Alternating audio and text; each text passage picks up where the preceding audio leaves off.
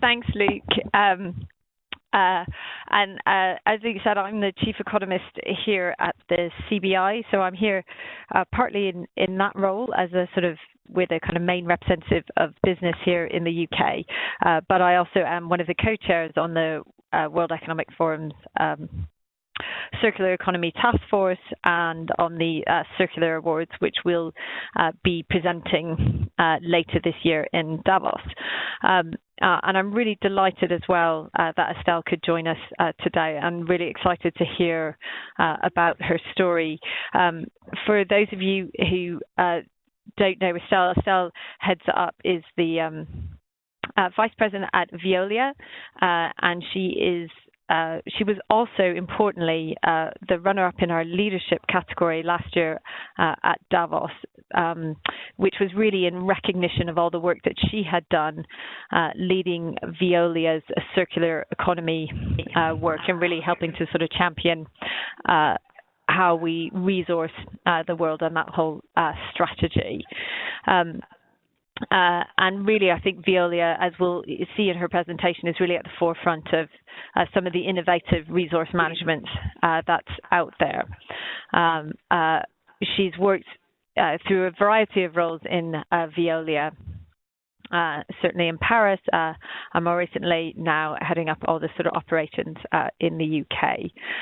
She's also president of the French Chamber of Commerce here in the UK, which, as everyone keeps saying to me in my current role, must be an interesting time to be wearing one of those hats as well. So I'm really delighted to welcome Estelle, and as Luke was saying, the format is Estelle will take us through some of the innovative work that she's really been championing at Veolia, and then after her presentation we'll have a chance for all of you to ask some questions via the chat function, and I'll help to chair some of that discussion. So without further ado, I will hand over to Estelle. Thank you very much. As a lovely introduction. Good afternoon, everyone. I'm very happy that you can join us this afternoon to talk about sustainability, the future of our world, and how we can improve it now. In July last year, like July 16, we were awarded a Responsible Business of the Year by Business in the Community here in the UK, which has followed a few other awards, including, as you mentioned, the Circular's Best Multinational for Veolia in Davos this year as well, which I was very, very happy. All those came to, I guess, tell that we were doing a good job in transforming the business and be at the heart or at the forefront of sustainability and circular economy more specifically. And I'm very happy about that, because I would say it was not for granted when you have a look at what the company was very traditionally in everybody's mind, and what we've transformed it into now, which I'm very happy and proud about. Just as a starting point, the first mission or question a CEO has to ask itself, in my opinion, is like, why? Why are we doing all that? Why are we here? Why is this company so important? And for Veolia, the answer to that question is resourcing the world, which in other words is tackle through our business the problem which are the most important, or amongst the most important in our world today, which is global warming, scarcity of natural resource. Scarcity of natural resource, when you know that in a few decades will be 9 billion on this planet, I think it speaks for itself. If you talk about global warming as well, I just want to dispel the myth that it will be for our grandchildren and probably somewhere more in a remote part of the world rather than here. Shall I say it's exactly the opposite? It's happening here and now already. If I just give an example about that, which is, sorry, but a British one, the Cars water biscuits, which are so typically British, it's the little biscuit that you put some chutney and some cheese on top, ran out of anybody's shelves, so you can find them in any shops for 3 months this year in 2016, because their plant was flooded their production plants were flooded somewhere in the country, precisely because of global warming. So just to have in mind that, this country was missing some of its more iconic biscuit for 3 months, struck quite a lot of minds here, and I hope it does for you as well. Even though it's more a symbol than anything else, I think it's a strong one. So it's happening here and now. The good news is we already have part of the solution. And the part of the solution is to be more resource efficient and to go for more circular. So circular economy, as you all know, is about a mine everything which other people consider as waste, or wasted heat, wasted energy, wasted water, or waste in a traditional sense, to try to find something which can add value for somebody else, or enter into another loop of production again. So that's the whole concept of circular economy. That's why I consider Veolia now as a mining company in a way. We used to be a wastewater and energy company in the old definition of the organization. Now we are almost a mining company, mining the waste, mining what other people's waste, and go for finding more loops, go more circular solutions, as well as be more resource efficient. So what we do as a business is precisely offer our customer, be they municipalities or a big industrial customer, to use less water, less energy, less materials to produce exactly the same outcome. That's exactly what resource efficiency is about, and that's what we are about. When I say the solution exists already partially, we've made a study that we've published a year ago, which says that basically if we are just doing more of what we already know how to do, so more recycling plastic, more biomass production of energy, and so on and so forth.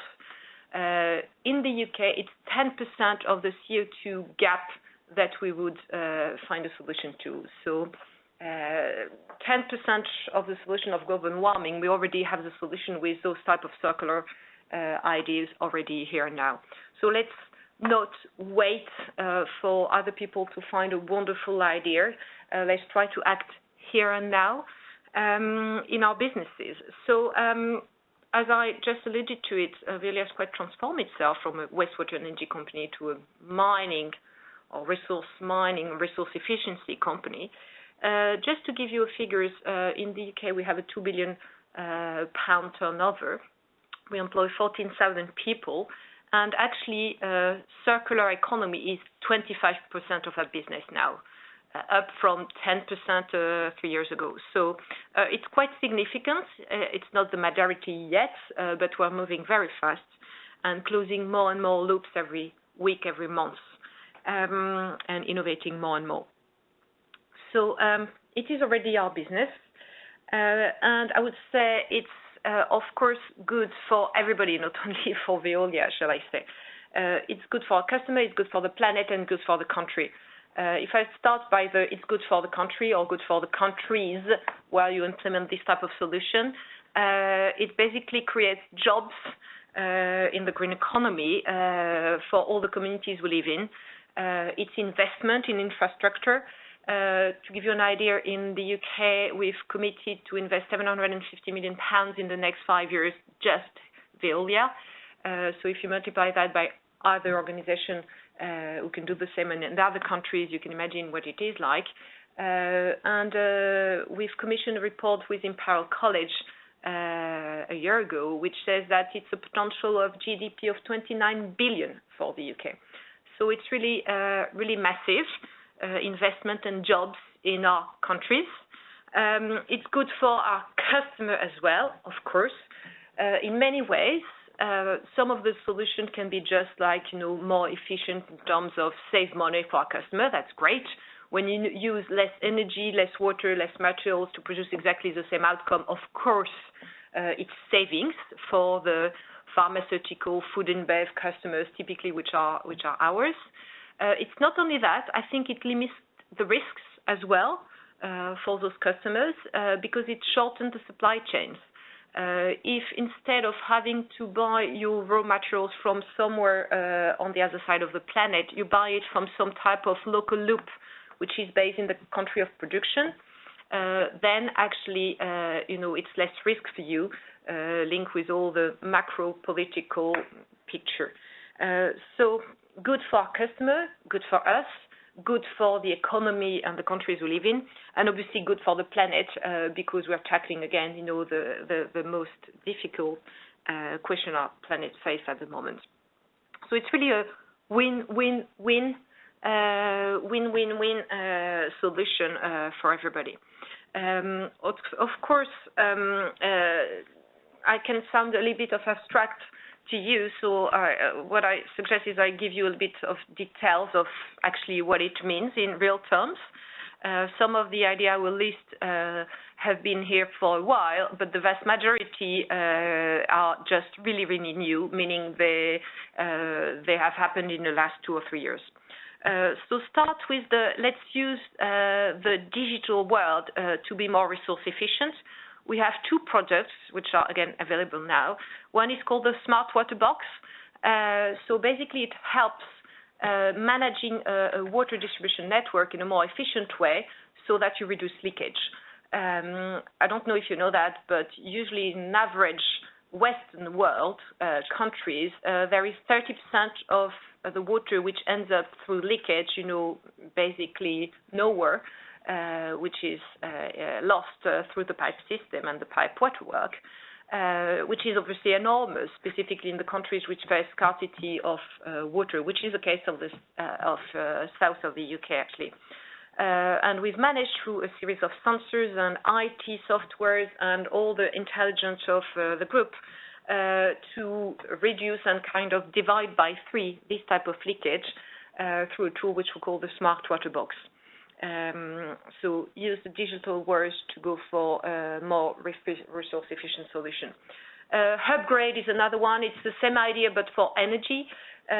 So capturing all the data from the energy production of decentralized energy tools, so typically combined heat and power in hospitals and things like that, to help turn the lights on or the heat on exactly when it's needed as opposed to on a fixed basis and so on and so forth.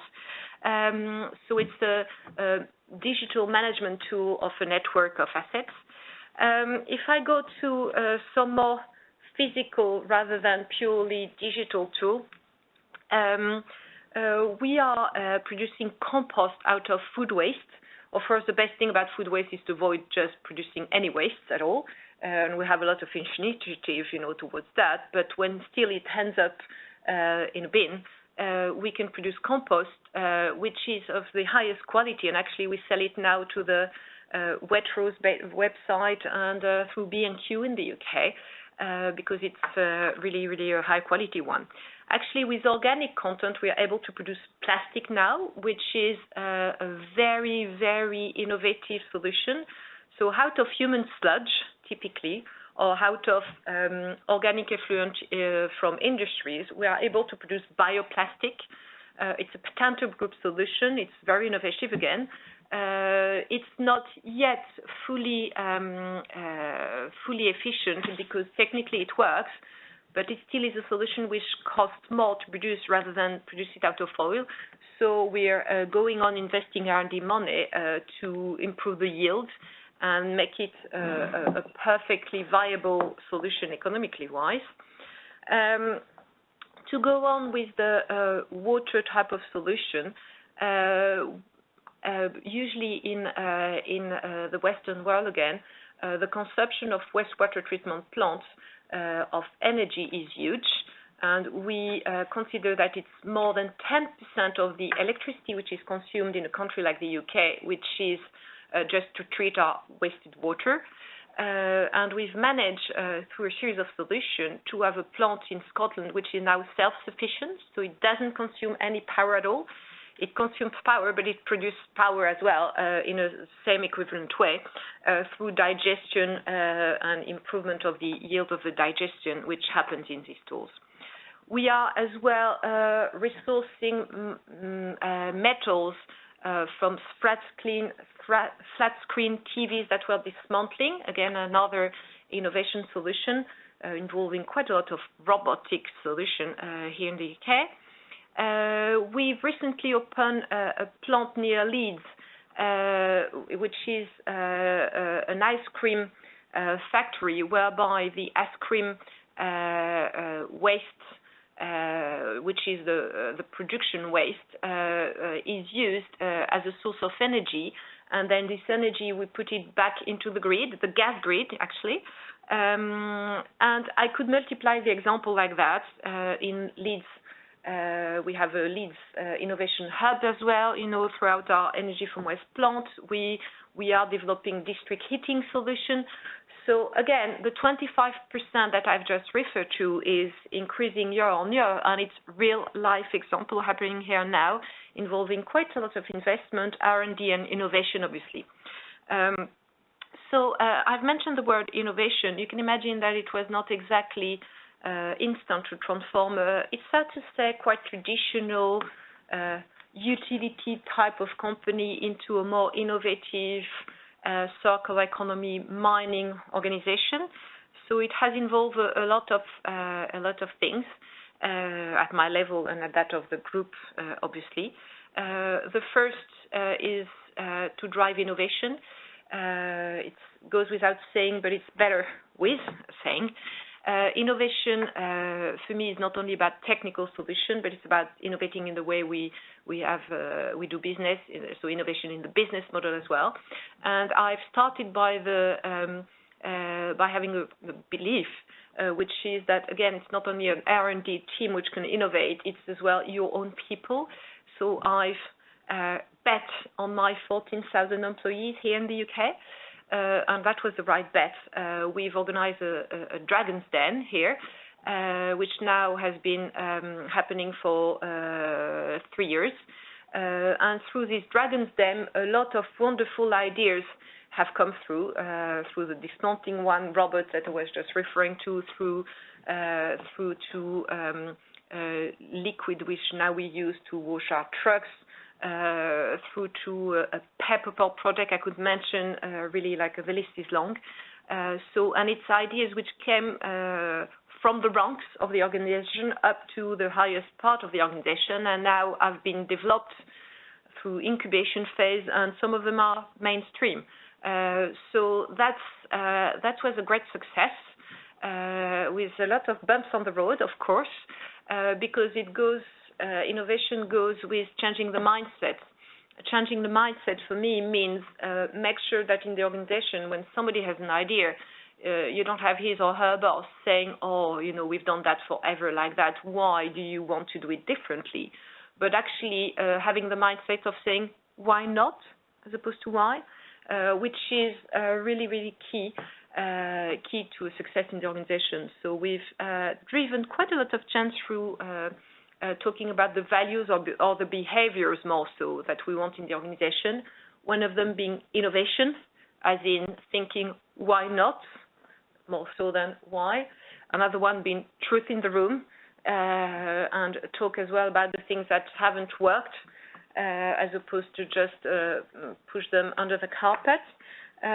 So that's a whole project of transformation, including, again, values and behaviors, and betting about the people, I guess, is really the main common theme here.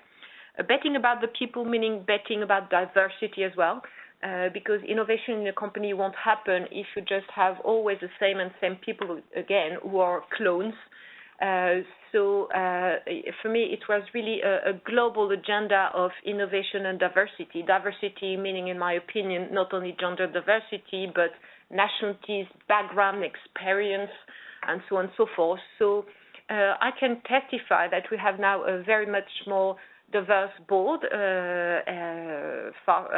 compared to the one I inherited from a few years ago, which goes with the dynamic, lively debating, which I think is a sign of healthiness in the organization, and disagreements at times, and then focusing on what we think can make a difference. So, of course, in these values, I've mentioned diversity, innovation, and truth. We, of course, have people at the heart, so safety is one. It goes without saying, but again, it's better to mention it because it's really, really key for us. so is communities. And we are really committed into giving back to the communities we live in, with a target in the organization in Veolia, which is here, to hire 10% of the people we hire every year from a difficult background, be it ex-offender through to ex-military or unemployed or so on and so forth. And it's happening. So again, going back to my first point, why are we doing that?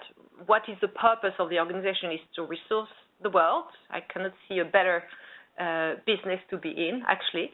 And the good news about that, it helps our customer be more successful. It helps Veolia being successful, but actually it's good news for the planet as well. I guess now it's time for questions.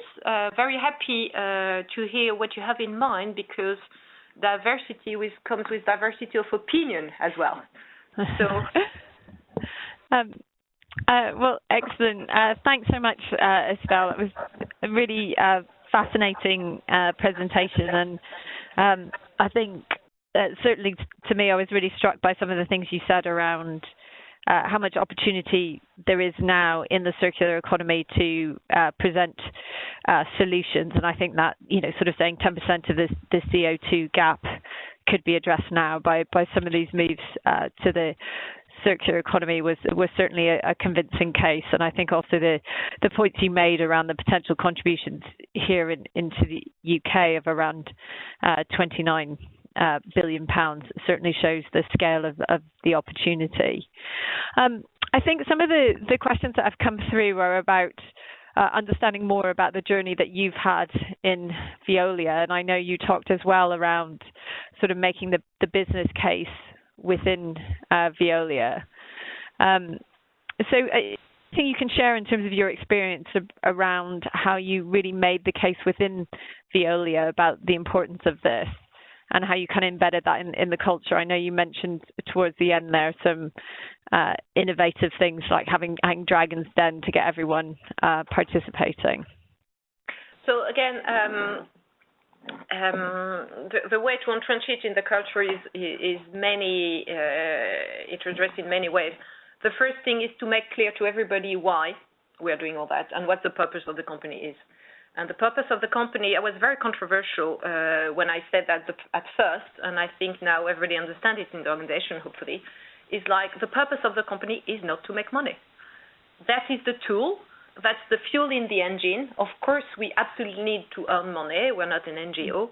But actually, it doesn't give us a direction of travel. And the direction of travel for us, or the purpose of the company, is really resourcing the world. And to make that clear, I think, was quite a game changer in the organization. And the second thing is to align everything with this message. Everything meaning from the bonus schemes, obviously, through to the objectives everybody has. So the objective of the organization every year, because we are driven by objective like everybody else, I guess, is composed of a series of things. Some of them are financial, some of them are more sales-oriented. Some of them are around, again, the positive impact we can have and we will have on the communities or on the planet. And all those are gathered into one single set of objectives for the entire organization. So there is no such thing, in my view, as a CSR agenda on one side, a non-environmental agenda on another, and a third one, which is more the financial serious one, if I may. It's all in one, and it's on this basis that everybody has to focus their attention, and on this basis that, again, the bonus scheme is set. I think it's quite critical that you have this consistency, plus the clarity about the direction of travel. Thanks, Estelle. I think that gives us some sort of insight into the journey. I think you've given some hints to this in the answer to that question. But I guess one of the things that people have sort of asked is what kind of advice would you give to a business that's maybe just starting out on its circular economy journey? What with the sort of benefit of hindsight, what have been some of the key learnings for you? Oh, the key learnings is don't try to and find the business case, if I had to summarize. So there is business case behind that, and it's the best way to be successful. Don't try to see it as a separate agenda to be green or whatever if it doesn't have any link with our business, with your business. So it's really my tip here. Try to see how we can address the problems that the business has already, be it on the supply chain or the risk or whatever else, and see how you can find an opportunity into the circular economy. Again, it's mainly opportunities, but you have to find the right one corresponding to your business. Yeah. And I guess another sort of question more broadly around your sector is obviously innovation has been one of the really important things that's helped to drive the development of the circular economy. What do you think will sort of drive innovation in resource management in the future? What do you think the next big change will be? Well, the next big change are happening now. So the thing is to make sure that we follow them and we see them happening because they are happening. From the 3D printing to the digital world, which helps you, instead of producing stuff, having the service sold to you as opposed to buying a product. So it's just to mention those two. So those are very disruptive innovation which are happening here now in our world. We just have to make sure we connect the dots with our existing business, if I may, and this world which is changing around us. I would advise the reading of various reports that we produced. One is called Imagine 2050 that we recently launched, where we've gathered all these more disruptive breakthrough innovation happening here and now and try to derive how they can impact industry. And you will see that it's impact as well as opportunities. And again, at the heart of that is to deliver value. Yeah. I think that's certainly really interesting, thinking about some of the disruptive change that's happening now.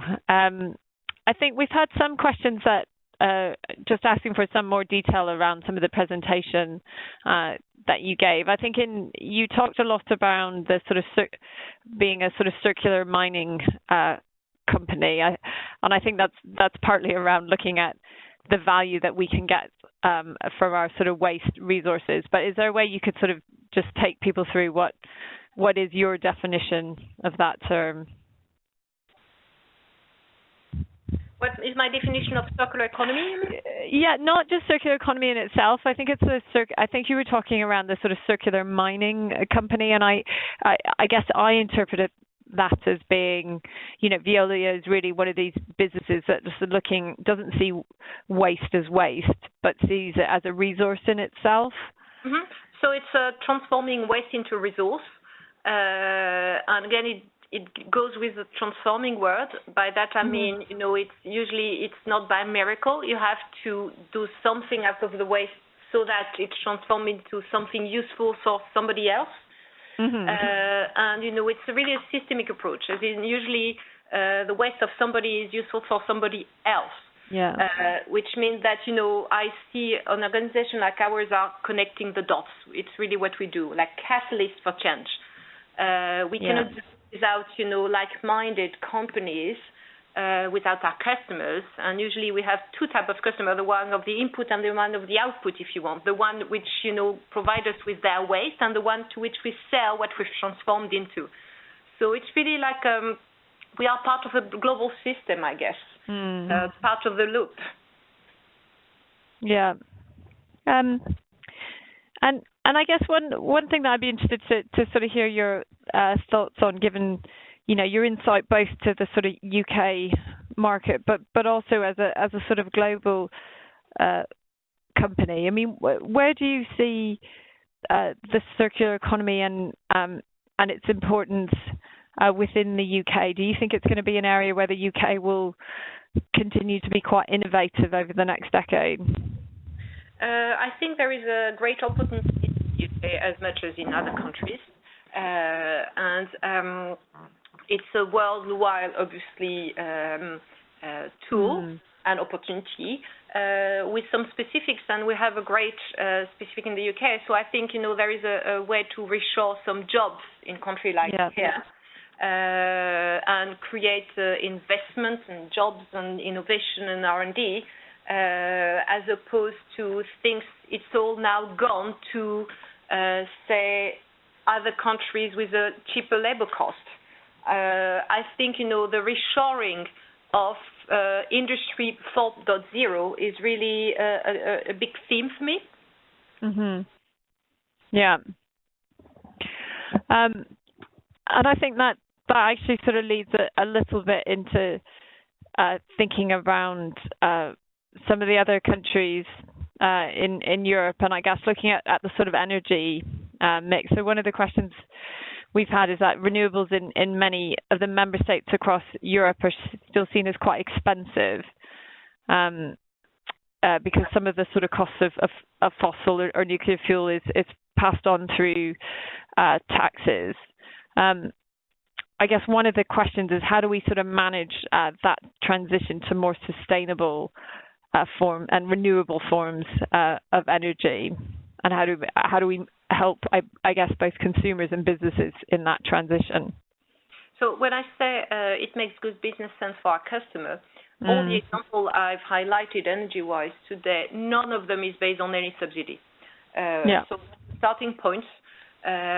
So when I talk to you of these ice cream manufacturers which produces gas, which then goes back into the grid from its wasted production ice cream, there is obviously no subsidy into things like that.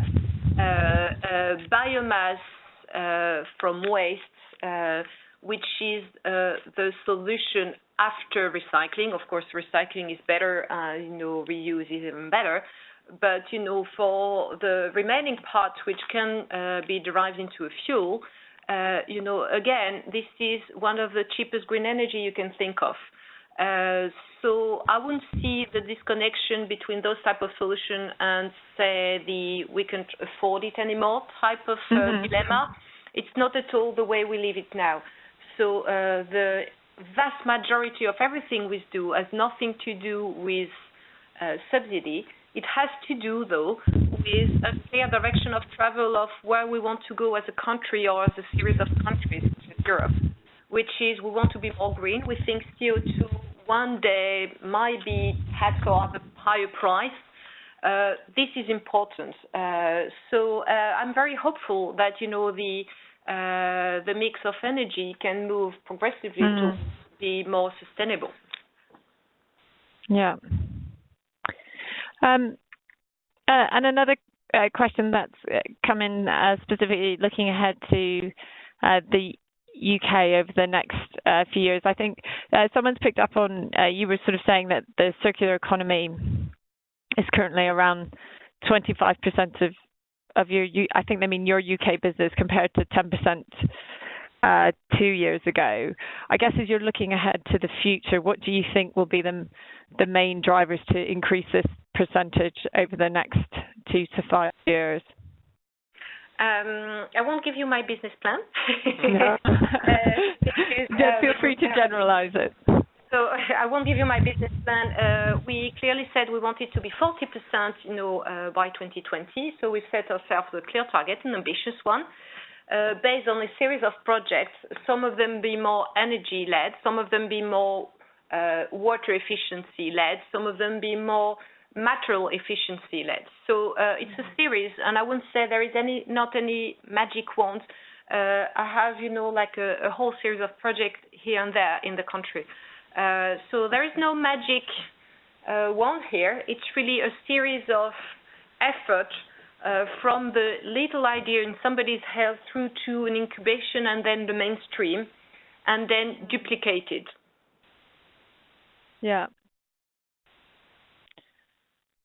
So I guess we've got another batch of questions that have come through.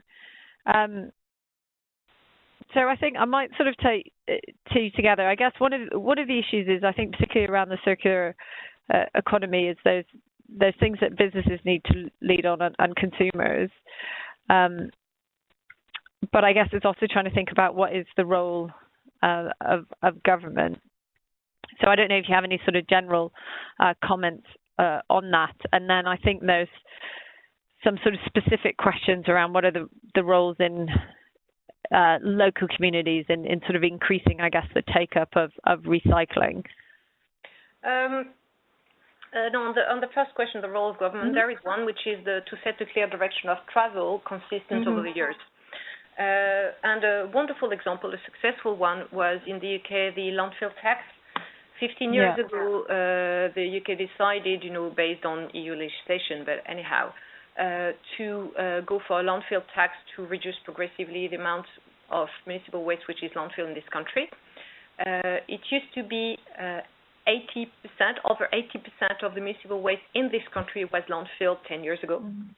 It was divided by two over the last 10 years through this landfill tax increase, which was at £0 a ton 15 years ago, and now is at £84 a ton. What's absolutely fascinating in a positive sense is that this from 0 to 10 to 20 to 30, this scaling up of the landfill tax was advised and decided 15 years ago, and the government has stick to the plan. By that I mean, there was a lot of reshuffle and changing in the leadership in this country, but everybody stick to the plan, which gave then confidence into investors and companies like ours to invest in alternative solutions to landfilling and invest in, like recycling more, producing more energy out of waste, and so on and so forth. So I think that's a wonderful, great example of give a clear direction of travel and stick to it. And then the project will happen, and usually the money can be found. So the consistency is really enable to allow investors to invest, and it's the same with green energy, and the same with a lot of what we're talking about today. So that's what we're looking for. And going to the what could be done more on a local communities basis, I would say towards the risk of being controversial, I'm not so sure the next step is to just put more pressure on local authorities to recycle the next 1% more here or there. It's actually, for me, to have a little bit of a pull effect on the manufacturers and producers. So incentivize, in a way, the producers of everyday goods to include in their production line some recycled products as opposed to just raw materials, or to make it more expensive to produce this out of raw materials compared to produce this with some recycling into it. That will be a pull effect which will drive recycling in a country like the UK. Yeah.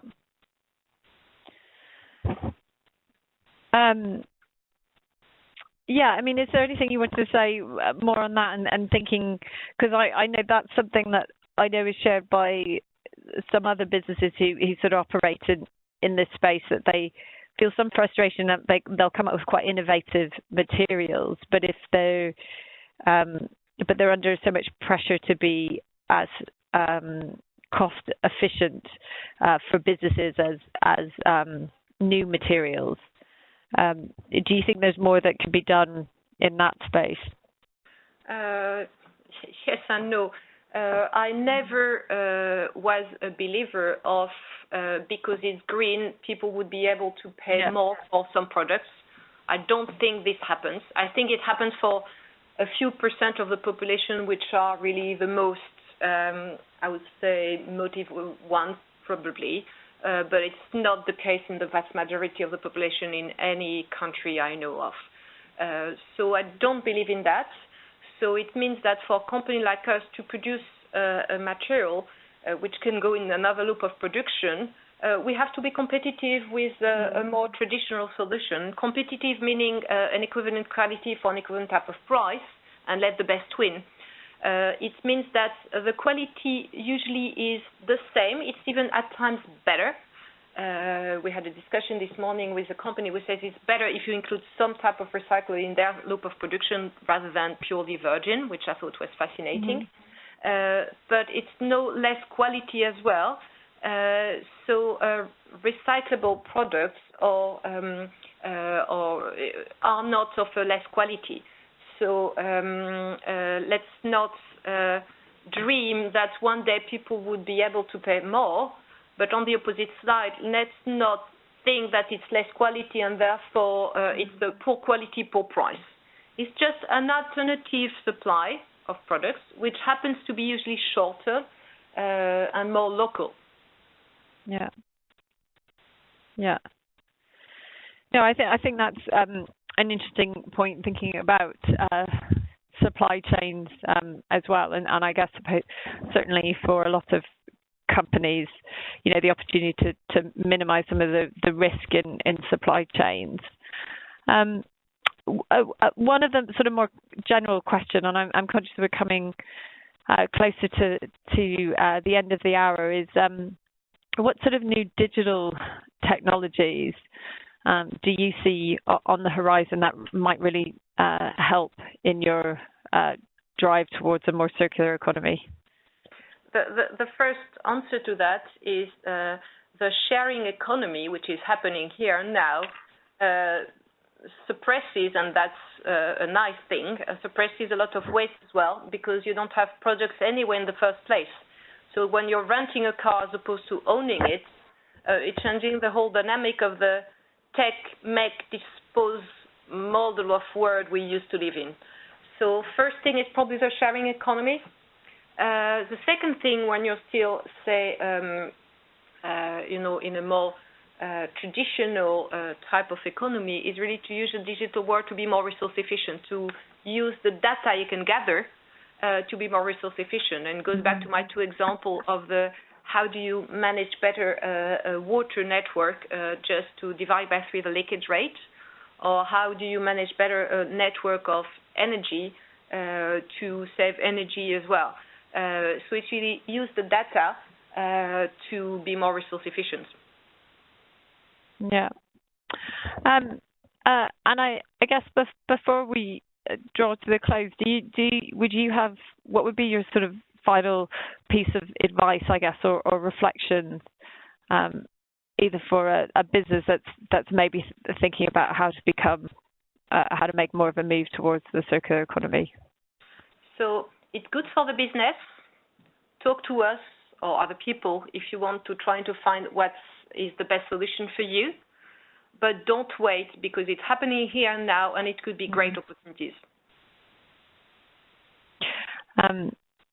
Excellent. Well, Estelle, it's been really fascinating hearing about your journey in Veolia, just how much you've managed to do in the time that you've been really leading on the circular economy, and also I think very positive thinking, hearing your views on how much potential you think there still is within Veolia, but also in the economy more generally, to move towards these more innovative and resource-efficient business models. So really appreciate you taking the time to share those reflections. Before I draw the call more generally to a close, I also wanted to remind everyone around our Circular Economy Awards, which we will be hosting again in Davos this year. And it was great to have Estelle as one of the runners-up in the leadership category last year. But this year we are open at the moment to voting on our People's Choice Awards.